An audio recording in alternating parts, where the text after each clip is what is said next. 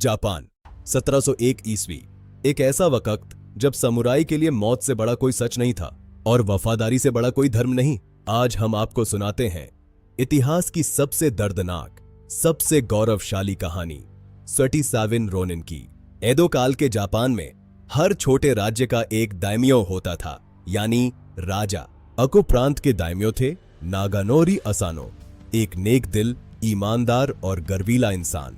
और उनके सामने था कीरा योशिनाका, शाही दरबार का एक बड़ा अधिकारी, घमंडी, लालची और बेहद खतरनाक। असानो को शोगुन के दरबार में एक समारोह की तैयारी करनी थी। इसके लिए उन्हें कीरा से प्रोटोकॉल सीखना था, लेकिन कीरा ने रिश्वत मांगी। असानो ने मना किया और कीरा ने उन्हें सबके सामने बेइज्जत किया बार बार। कीरा, अको के गंवार, तुम्हें दरबार की तमीज सिखाना वक्त की बर्बादी है। एक समुराई के लिए बेइज्जती मौत से भी बुरी होती है। और उस दिन असानो के सब्र का बांध टूट गया। असानो ने अपनी तलवार निकाली और कीरा पर वार कर दिया। कीरा बच गया, बस एक खरोंच आई, लेकिन असानो की किस्मत खत्म हो गई थी। शोगुनेट का कानून था, शोगुन के महल में तलवार निकालना सैंड मौत की सजा, बिना किसी सुनवाई के। मैंने अपना धर्म निभाया, अब जो होना है होगा। उसी रात असानो को सेप्पुकु का आदेश दिया गया, यानी खुद अपनी जान लेना। एक समुराई की सबसे सम्मानजनक मौत। और अको प्रांत के 300 से ज्यादा समुराई एक पल में रोनिन बन गए, यानी बिना मालिक के भटकते हुए योद्धा। असानो के सबसे वफादार सेनापति थे ओइशी कुरानोसुके। उन्होंने उस रात आसमान की तरफ देखा और एक कसम खाई, ओइशी, हमारे स्वामी के साथ जो हुआ वो न्याय नहीं था। कीरा आज भी जी रहा है और हम जी रहे हैं तो बस एक काम के लिए, लेकिन खुलेआम बदला लेना नामुमकिन था। शोगुन की नजर हर तरफ थी, तो ओइशी ने एक प्लान बनाया दुनिया को धोखा देने का। उन्होंने शराब पीना शुरू किया, गलियों में लड़खड़ाने लगे, वेश्याओं के घर जाने लगे। लोगों ने उन पर थूका, देखो असानो का कायर सेनापति।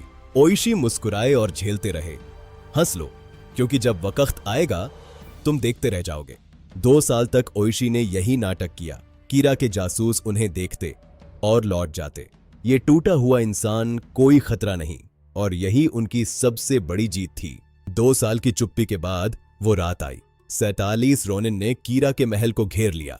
रात के 2 बजे बर्फ गिर रही थी और हर समुराई के दिल में 2 साल का दर्द जल रहा था। ओइशी, आज रात असानो सान को न्याय मिलेगा। लड़ाई हुई, कीरा के गार्ड्स मारे गए और कीरा एक कोठरी में छुपा मिला, कांपता हुआ। कीरा ने मना किया। ओइशी ने वही तलवार उठाई जो असानो ने दी थी और कीरा का सिर काट दिया। फिर वो 47 समुराई असानो की कब्र पर गए और कीरा का सिर रख दिया। स्वामी, आपका बदला लिया गया। शोगुन के सामने अब एक बड़ा सवाल था। इन 47 लोगों ने कानून तोड़ा था, लेकिन इन्होंने वो किया जो हर समुराई का धर्म था, वफादारी। शोगुन ने फैसला किया, इन सभी को सेप्पुकु का आदेश दिया जाए, सम्मान के साथ मौत। और उन्होंने मुस्कुराते हुए मौत को गले लगाया। आज 300 साल बाद टोक्यो के सेंगाकुजी मंदिर में उनकी कब्रें हैं। हर साल लाखों लोग वहां जाते हैं, फूल चढ़ाते हैं और सिर झुकाते हैं उन 47 योद्धाओं के लिए जिन्होंने साबित किया वफादारी मौत से भी बड़ी होती है। यह थी 47 रोनिन की कहानी। अगर यह अच्छी लगी तो लाइक और सब्सक्राइब करें। कल मिलेंगे ओडा नोबुनागा की कहानी के साथ।